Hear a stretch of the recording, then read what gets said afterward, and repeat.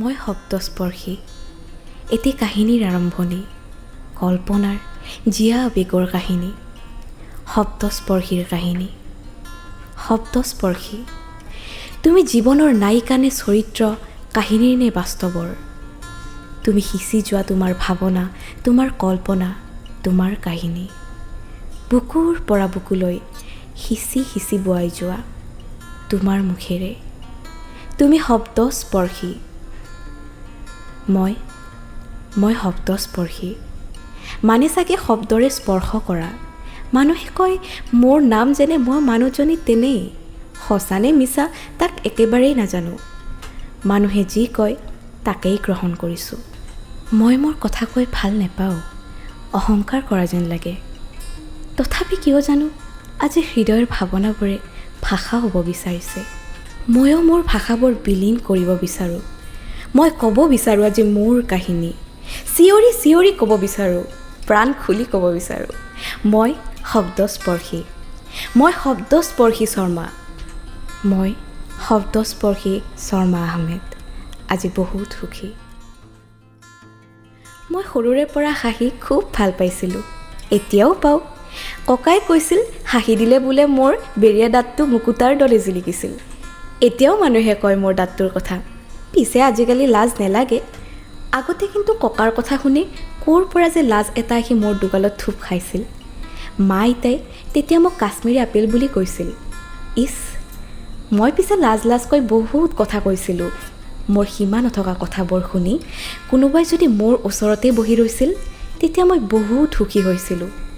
উফ, মই ভাল পাইছিলোঁ বহাগৰ কণমানি নাচনি হৈ, আঘোণৰ পথাৰৰ কণমানি দাৱনি হৈ, বাৰিষাৰ পথাৰত জোকৰ ভয়ত চিঞৰি চিঞৰি বোকাতেই বাগৰি পৰা ৰোৱনীজনী হৈ। সেই সময়ত মই মেট্ৰিক পাছ কৰিছোঁ। প্ৰথম বিভাগ 3টা বিষয়ত লেটাৰ পাইছোঁ। মনটো ভালেই লাগিল। সেই আনন্দতে গুৱাহাটীৰ কটন কলেজত কলা শাখাত নামভৰ্তি কৰাৰ যোজা চলিল। নামভৰ্তিও সুকলমেই হৈ গ'ল। কলেজখনহে বোলে পূজাৰ পিছত খুলিব। বুকুৰ মাজত ভয়েই নে দুখেই নে আৱেগেই নে কি একো বুজাই নাছিলোঁ। তথাপিচোন ঘৰৰ পৰা আঁতৰি থাকিম বুলি ভবাৰ লগে লগে ক'ৰ পৰা জানো এগাল চিন্তাই আহি মূৰ সোমালহি। চকুকেইটা চলচলীয়া হৈ ৰ'ল। সৰুতে মা আইতাই কোৱা কাশ্মীৰী আপেলজনী হৈ পৰিলোঁ। তাতে আকৌ দেউতাৰ মাজনী নামৰ মাতষাৰ শুনিব নাপাম বুলি বুকুখন ধৰফৰাই উঠিছিল। কি যে হৈছিল, মোৰ যে অকল মাৰ বুকুতেই সোমাই থাকিব মন গৈছিল। কিন্তু কটনত পঢ়িবলৈ যে আছিল মোৰ তীব্ৰ হেঁপাহ, সেই হেঁপাহক দৃঢ়ভাৱে বুকুত বান্ধি নিজকে প্ৰস্তুত কৰিছিলোঁ এক নতুন যাত্ৰাৰ বাবে। তেতিয়াই হোৱা এক ঘটনা, জীৱনৰ ঘটনা। সময়খিনি আছিল দুৰ্গা পূজাৰ। শৰতৰ ৰং ছটিওৱা সময়খিনিত এনেই মনটো উগুল থুগুল। পূজাত কি কৰিম, কি পিন্ধিম, গোসাঁনীক সেৱা কৰিবলৈ যোৱাৰ পৰা চাওমিন খোৱালৈকে কতো যে কি। এইবোৰ ভাবি ভাবি মোৰ লগৰ বিপাশাক ফোন কৰিব লওঁতে হোৱাটছএপৰ পৰা এটি নটিফিকেশ্যন আহিল। দেখিলোঁ আননোন নাম্বাৰৰ পৰা এটা মেছেজ আহিছে। হাই। হেল্ল'। মাইছেল্ফ ৰিহান। মিউজিক গ্ৰুপৰ পৰা নম্বৰটো লৈ মেছেজ দিলোঁ। মই আচলতে নাজানো তুমি কোন। বৰগীত এটা লাগিছিল বাবেহে মেছেজ দিলোঁ। নিশ্চয়, আপোনাক কি বৰগীত লাগে বাৰু? শংকৰদেৱৰ আচাউৰী ৰাগৰ যিকোনো বৰগীত এটা দিলে হ'ব। সন্ধিয়াৰ সময়ত গাব লাগে। আছে নেকি? হয় আছে। মই বৰগীতটো দিলোঁ। সেই ৰিহান নামৰ ল'ৰাজনে মেছেজ দিলে আকৌ। ধন্যবাদ। আচলতে মিউজিক গ্ৰুপত থকা নম্বৰ পাই মেছেজ দিলোঁ। গ্ৰুপটোত আপুনি আছে যেতিয়া নিশ্চয় সংগীতৰ লগতে জড়িত হ'ব। হয়। মোৰ যে তেতিয়া নিজৰ ওপৰতেই খং এটা উঠিছিল।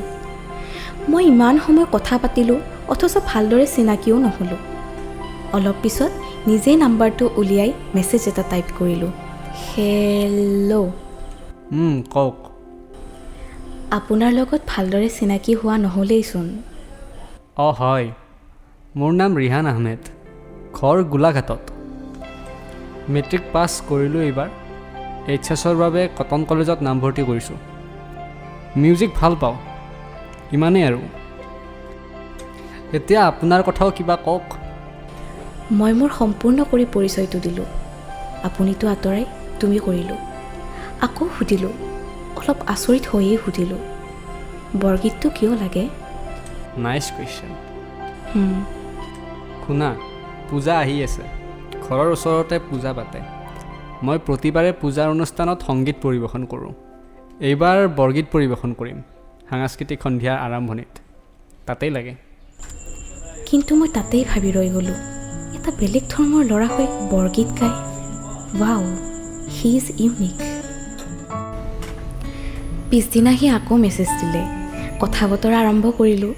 দিনে দিনে কথা বতৰা বাঢ়ি গ'ল। বহুত ভাল লগা হ'ল তাৰ লগত কথা পাতি। সি মোক বহুত সন্মান দিছিল, গতিকে ময়ো সদায় তাক সন্মান দিবলৈ চেষ্টা কৰিছিলোঁ। দিনক দিনে আমাৰ বন্ধুত্ব বহুত শক্তিশালী হ'বলৈ ধৰিলে।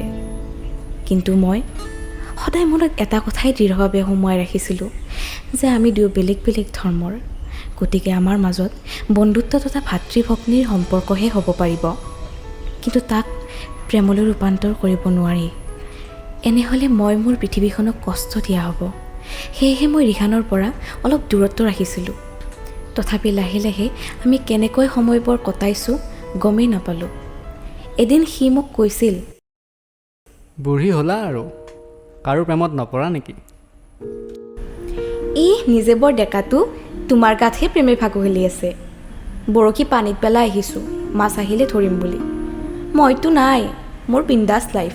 প্ৰেম চেমত পৰি ডুবি মৰিবলৈ নাই দেই। সি সেইদিনা একো নক'লে মানে প্ৰায় এসপ্তাহমানলৈকে একো মেছেজেই নিদিলে। মই ভাবিলোঁ গুৱাহাটীলৈ যাবলৈ বুলি মোৰ দৰে প্ৰস্তুতি চলাই আছে চাগৈ। কিন্তু হঠাৎ এদিন, ঐ